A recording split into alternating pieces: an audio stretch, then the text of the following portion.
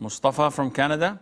Um, so recently, I've been having like confusions as I've been like seeing different views on certain things. What is like the what is considered free mixing that is prohibited? Like, is for example, it's like sitting with your uh in a gathering with your like uncles and their wives or cousins. Is this considered haram free mixing it if you're just sitting there, or like what is considered in reality haram free mixing? Okay, first of all, the issue of free mixing is an issue that a lot of the Muslims have great confusion over. So they say, why is free mixing haram?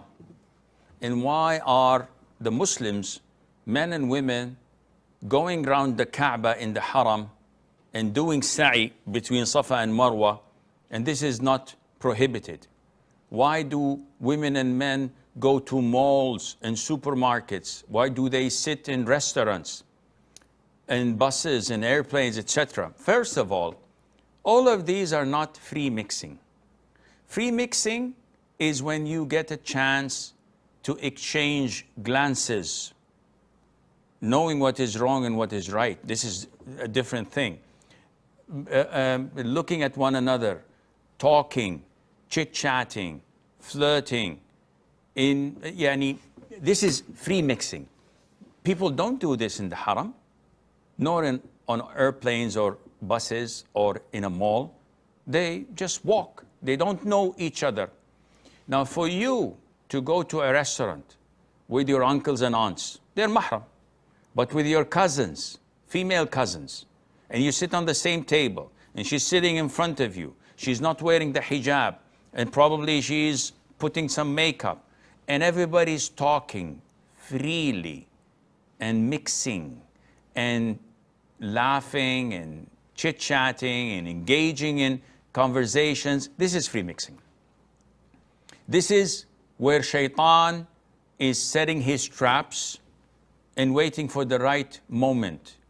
He has already thrown his bait and waiting for the right moment. And this is what Islam prohibits. And this is part of blocking the means. So some things are haram for their own sake, and some things are haram because they are means that would take you somewhere. So if I were to shake hands with an unmahram woman, would that be an actual sin in itself that would take me to hell because of itself, or because of what it will inevitably and eventually lead to? So in order to block the means of fornication and adultery, this doesn't happen overnight. There are steps of shaitan that we have to follow. And one of them is looking, one of them is chit-chatting, one of them is touching, one of them is seclusion, and then you take it to third base. This is what's haram in Islam. So the means that lead to haram, they also become haram. And Islam tells you to cut and block the means. So I hope this answers your question, Mustafa.